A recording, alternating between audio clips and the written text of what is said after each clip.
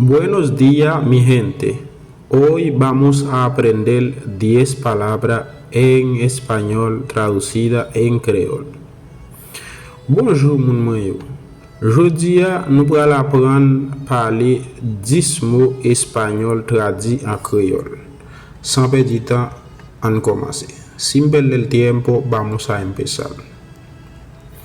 Buenos días, mi amorcita.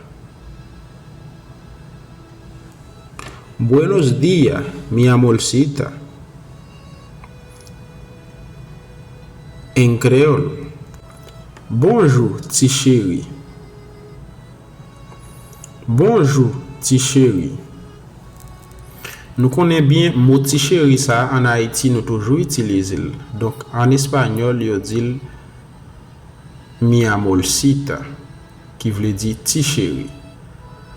Esa palabra ti chéri en creol se utiliza para decirle a una chica, sin embargo en español se dice mi amorcita, pero para completarla ponemos buenos días, mi amorcita, en creol se dice bonjour ti chéri. ¿Puedo acompañarte? ¿Puedo acompañarte? Mwen capable accompagner ou? Mwen capable accompagner ou? En créole, mwen capable accompagner ou? En espagnol, puedo acompañarte. Mwen capable accompagner ou? No te preocupes, no voy a llegar lejos. No te preocupes, no voy a llegar lejos. ¿Verdad? Es el español. En creol vamos a ver.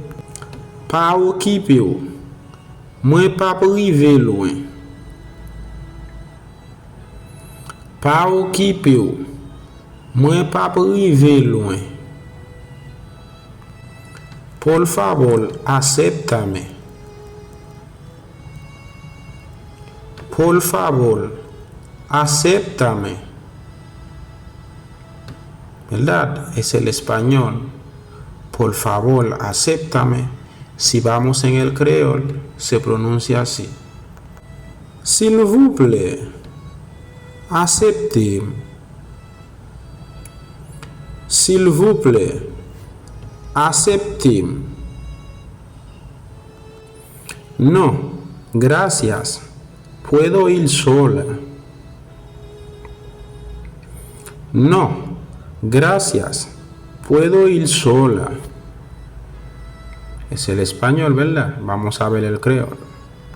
No, merci. Mwen ka ali pou kom.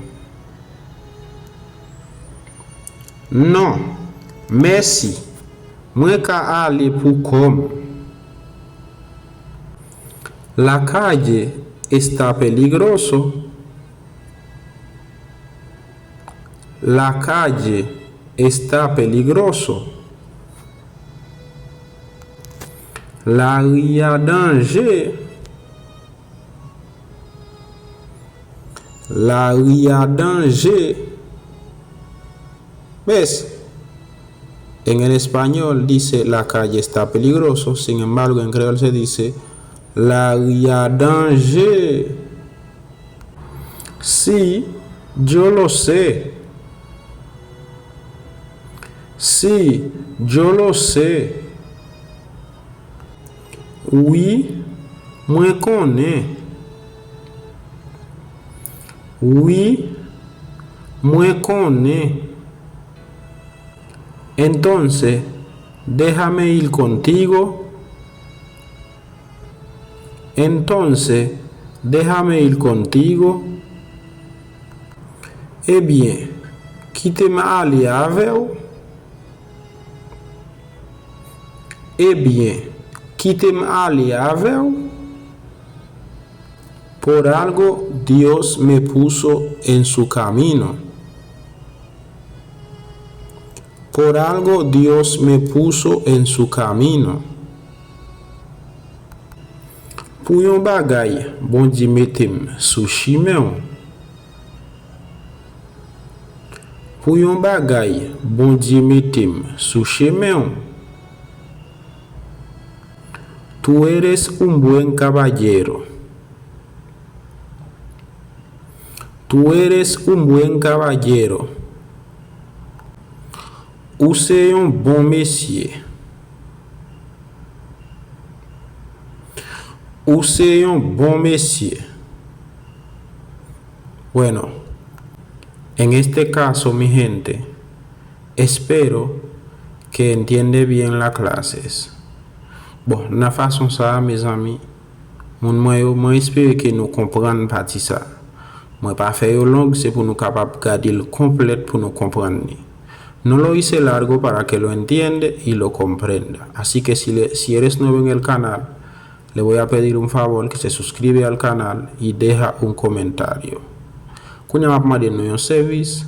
Si vous êtes un nouveau monde qui tombe sur channel là, qui peut abonner avec channel là, n'a demandé abonner avec channel là pour pas rater même une vidéo. Quittez un commentaire pour nous et puis j'aime vidéo partager avec quelques grands amis pour capable apprendre à parler espagnol là qui est vraiment important pour nous.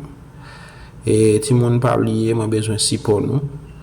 Et donc m'a demandé nous avec un pile l'amour, un pile sagesse m'a demandé nous même si vous pas voulez apprendre l'anglais, mais aidez-moi s'il vous plaît, abonnez à la chaîne là. Y aunque usted, o sea, a usted no le guste el video, por favor necesito el apoyo tuyo para crecer. Por favor, suscríbete al canal y comparte el video. Ayúdanos a crecer, ya que estamos trabajando. Así que nos vemos. Chao.